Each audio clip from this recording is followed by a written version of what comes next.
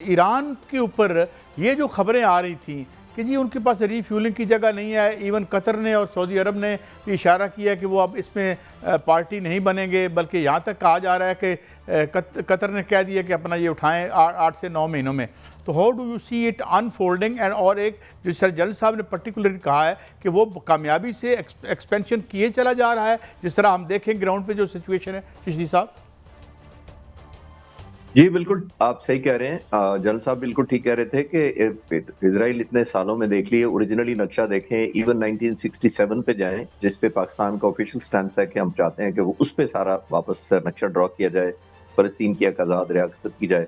तो Israel I think bargaining leverage के point of view से आपने देखा, लेबनान का हिस्सा कब्जा कर लिया, आपने गाजा का देख लिया और उसमें भी फर्दर एक्सपैंड करता जा रहा है। तो दिन ब दिन वो जिंदगी तंग करता जा रहा है, खासतौर पर गाजा के इलाके में। और आज से देखिए, जब 1947-48 में ये डिसाइड किया गया था, ये जितनी बड़ी कॉन्स्पिरेसी प्लान हुआ था, उस वक्त इस इलाके में सिर्फ 15% ज्यूज रहते थे।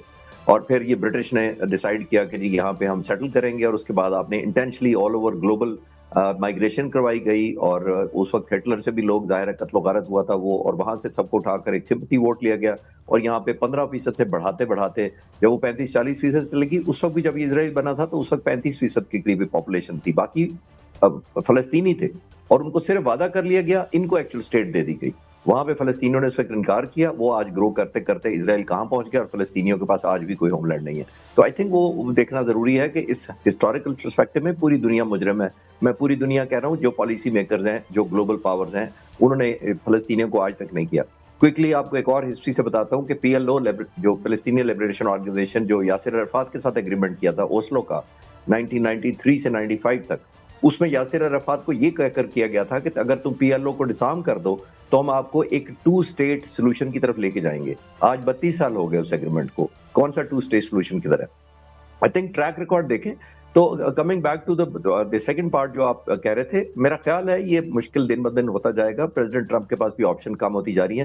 हिस्ट्री से अगर आप देखना चाहते हैं तो अमेरिका ने तो हमेशा यही किया, नाकाम हुआ है। हिस्टोरिकली देखिए, मैं कल एक स्टीवन वॉल्ट्स एक प्रोफेसर हैं हार्वर्ड यूनिवर्सिटी के, उनका एक आर्टिकल पढ़ रहा था, उससे मैं समराइज कर देता हूँ। उसमें उसने कहा था कि प्रेसिडेंट ट्रंप को मेरा मशवरा 3 लाइन का है, और जाहिर है वो इतना अच्छा मशवरा है कि मुझे लगा मुझे भी वो सपोर्ट करना चाहिए। उसने बड़ा सिंपल कहा था, except the defeat, cut the cost and make a deal. तो ये 3 बड़े सिंपल, अब उनके पास ऑप्शन रह गई है। दिन ब दिन उनको एक्सेप्ट नहीं करेंगे तो प्रेसिडेंट ट्रंप के पास अब आइडियल डील या यादगार डील या फतह की डील का कोई ऑप्शन नहीं रहा। उनके पास या डील रह गई है या बहुत बुरी डील रह गई है। तो I think he has to choose क्या करना, यानी बड़ा अच्छा सोल्यूशन। मगर जल साहब ये फरमाइए कि ये जो GCC कंट्रीज़ हैं और यहाँ जो थे इनके यानी एसेट्स थे, मिलिट्री एसेट्स, क्या अब वो उन्हें यहाँ रखेंगे? ईरान बहरहाल एक ताकत बन के तो इमर्ज किया है, और ये जो इन खबरों में कहाँ तक क्रेडिबिलिटी आपको नज़र आती है कि वो कह रहे हैं कि इसे रोल बैक करें और यहाँ से निकलें? जनरल साहब देखिए, हमारे जो ये रास्ते थी, जब ये पूरा इस खत्ते का इजराइल के लिए सिक्योरिटी आर्किटेक्चर बना था, उनको तो यही कहकर बेसिस ली गई थी कि हम आपका दिफा करने के लिए हम बैठे हैं, ईरान बहुत बड़ा खतरा है वगैरह वगैरह। अब उन्होंने ये देख लिया है कि ये सारा कुछ जो था, आप UAE से देख लें, Qatar, Kuwait, Bahrain, Saudi Arabia, पीछे जॉर्डन, उसके पीछे जाकर आपको इजराइल की एक जो 4 लेयर्ड एंटी मिसाइल सिस्टम और एयर डिफेंस सिस्टम था, वो सारा एक खास मकसद के लिए था। इन सारे मुमालिक में देख लिया है, खासतौर पर सऊदी अरेबिया ने और कतर ने। इन दोनों ने बड़ा वाज़ह देख भी लिया। इन दोनों के आप इनका एटीट्यूड देखिए, जब से जंग शुरू हुई है, ये दोनों इसमें डायरेक्टली इन्वॉल्व होने से अगर बाकी मुल्कों को बचा के रखा तो इन दो मुमालिक को दाद देनी चाहिए खास तौर पर। और जब ये ट्रम्प साहब ने कहा कि अब्राहम अकॉर्ड्स का हिस्सा बने, ये करें वो करें, तो सऊदी अरब के फरमारवा उन्होंने बाकायदा, वो आमतौर पे आप देख रहे हैं कि वलीअहद ज्यादा सामने आते हैं, उन्होंने बाकायदा इससे इनकार कर दिया था। इससे जो इनके अमेरिकन प्रेजेंस है इस खत्ते में, जो मकसद था इजराइल के दिफा का, वो ये समझ चुके हैं मुल्क के बेसिकली हमारे लिए नहीं था। और उनका खत्ते में मौजूद होना अमेरिका का उन्हीं मुल्कों के लिए नुकसानदेह साबित हो रहा है, क्योंकि अमेरिका उन्हीं बेसिस को इस्तेमाल करके और ईरान पे और शायद अगले वक्त जो तब चल पड़े वो।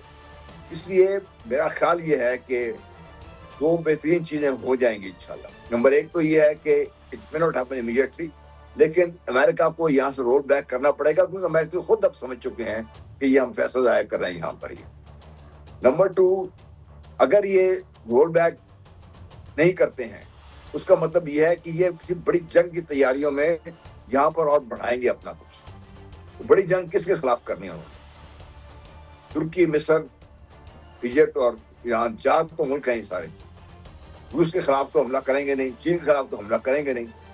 تو یہ ہمیں پوری ہر جو بھی اس سے ابھی کانسپریسی تھیوری نہیں رہی، اب یہ سب چیزیں سامنے آ رہی ہیں آپ کے. میرا اپنا خیال یہ ہے کہ جس طریقے سے سعودی عربیہ آن دا کوائٹ، قطر اوپنلی ان سے کہہ رہے ہیں کہ آپ پلیز جائیے، ہماری جان چھوڑ دیجیے، اور اس خطے کو میرا خیال ہے کہ اگر ہم سب مل کر یہ کوشش کریں تو امید یہ ہے کہ یہ نکل سکتے ہیں. یو اے کے بارے میں کچھ کہہ نہیں سکتا، کیونکہ یو اے کے بارے میں آپ کو پتہ ہے کہ وہ کس کیم میں ہے، کیوں ہے اور کیا کر رہے ہیں. جی میاں صاحب. چشتی صاحب میں آپ کی طرف آتا ہوں. اس خطے میں جو خلیج کا خطہ ہے، اس میں کوئی شک نہیں کہ مشرق وسطیٰ میں ایک بڑی سازش جو ہے وہ گڑی گئی ہے اور ایران کو ڈسٹرب کرنے کی کوشش کی گئی، بلکہ کیا گیا. اور اس میں ابھی سعودی عرب جو ہے وہ سامنے ڈٹا ہوا ہے، ایران ڈٹا ہوا ہے، قطر جو ہے وہ کھڑا ہو گیا. اس میں کوئی شک نہیں ایسا ہو رہا ہے. لیکن اسرائیل پھر بھی آگے بڑھ رہا ہے اور ابھی بھی ایران پر جو ہے وہ تابڑ توڑ حملے کیے جا رہے ہیں. جزیرہ کشم جو ہے، ایک تو میرا یہ سوال ہوگا آپ سے کہ یہی کیوں نشانے پر ہے؟ کیا خاص کوئی وجہ ہے کہ جزیرہ کشم پر جو ہے وہ حملے کیے جاتے ہیں، ان کو ہی نشانہ بنایا جاتا ہے؟ اور دوسرا سر یہ بتائیے گا کہ کیا ایران کے پاس ابھی اسلحہ ہے اتنا کہ وہ مقابلہ کر سکتا ہے، جو کہ پینٹاگون کہتا ہے کہ ان کے پاس کوئی اسلحہ نہیں بچا، نہ فوج بچی، نہ بحریہ بچی؟ تیسری سر بات یہ ہے کہ دوسری سازش جو جڑی ہوئی ہے وہ جڑی ہوئی ہے ایران پاکستان کے ساتھ، افغانستان کی اور بھارت کی اور اسرائیل کی. ایک میں ریٹائرڈ کرنل کا بیان پڑھ رہا تھا اور انہوں نے کہا کہ بی ایل اے اور ٹی ٹی پی کو افغانستان زمین دے رہا ہے، بھارت پیسہ دے رہا ہے اور اسرائیل جو ہے ٹیکنالوجی اور انٹیلیجنس دے رہا ہے. اور اس کا انہوں نے جوڑا سارے کا سارا اس کو ایران کے ساتھ اور مشرق وسطیٰ کے ساتھ اور سعودی عرب کا جو ہمارے ساتھ معاہدہ ہوا ہے اس کے ساتھ. تو کیا آپ اس کو اگر دیکھا جائے سارے سینیریو کو، تو جو سارا ڈرامہ کی ہم بات کر رہے ہیں وہ پورے کا پورا ڈرامہ کھول کے سازش سامنے آ جاتی ہے؟ جی آپ نے مجھ سے پوچھا میاں صاحب؟ جی چشتی صاحب. چشتی صاحب میاں صاحب دیکھیے، بنیادی طور پر تو اب سمبولک رہ گیا یہ سارے کا سارا. جو مختلف چھوٹے چھوٹے جزیرے ہیں، ہم نے کھارگ آئلینڈ بھی سنا تھا اور اس وقت بھی کہا گیا تھا کہ فٹ آن گراؤنڈ کریں گے. تو میں نے اس وقت بھی کہا تھا کہ بہت ہی خطرناک اور بلڈی اور بہت پینفل ہوگا امریکہ کے لیے. فٹ آن گراؤنڈ کرنا دور کی بات ہے، کھارگ آئلینڈ کو مینیپولیٹ نہیں کر سکیں گے اپنے حق میں، نہ مونیٹائز کر سکیں گے، نہ اس کا فائنینشیل بینیفٹ کر سکیں گے. اسی طرح چشم آئلینڈ چھوٹا سا ایک جزیرہ ہے بنیادی طور پر، یہ موسٹ آف سمبولک ہو رہے ہیں. اس کے اندر کوئی مائٹی ملٹری اس طرح کا انفراسٹرکچر وہاں ہے نہیں. ریلیٹیولی آف کوسٹ جو ہوتا ہے، یعنی آف مین لینڈ ہوتا ہے، وہ نسبتاً ان کو آسان لگتا ہے، کیونکہ کوسٹ کے ساتھ ساتھ ایران نے بہت زیادہ اپنا انفراسٹرکچر ریوائیو کیا ہے، جس کا مطلب یہ ہے کہ ان کا ایئر ڈیفنس سسٹم جو ہیں، جو ان کی بیٹریز ہیں، جو انہوں نے ہائیڈنگ ٹنلز کے اندر چھپائی ہوئی ہیں، اگر مین لینڈ کی طرف اٹیک ہوتا ہے تو وہ زیادہ افیکٹولی کم بیک کر سکتے ہیں. ایک مینلی وجہ وہی ہے. اور دوسرا جو آپ کہہ رہے ہیں کہ انڈیا کرتا ہے، تو اس میں تو کوئی راکٹ سائنس رہ نہیں گئی کہ کنائمنس فارملی انڈیا کی ہی ہے. زمین تو کسی کی بھی استعمال پہلے بھی آپ نے دیکھا ہوتی آئی ہے اور وہ ہوتی رہے گی، کیونکہ کنورجنس جو ہے انٹرسٹ کی ہے وہ ریجنل پاورز کی بھی ہے کہ بہت سارے ملک نہیں چاہتے کہ پاکستان سٹیبلائز ہو. تو آئی تھنک اسی کی کنٹینیویشن ہے. صرف جیسے میں نے کہا لینڈ یا مین لینڈ کسی اور کی استعمال ہوگی، ریسورسز کسی اور کے استعمال ہوں گے، تو آئی تھنک کوئی میرا خیال ہے نئی ڈسکوری کی اس میں کوئی بات نہیں ہے. ہمیں کوئی سمپتھی نہیں ہونی چاہیے ایسے ایلیمنٹس کے ساتھ جنہوں نے یہ کیا ہے، اور ظاہر ہے ان کے پاس آپشن کم ہے. بالکل صحیح فرمایا چشتی صاحب آپ نے.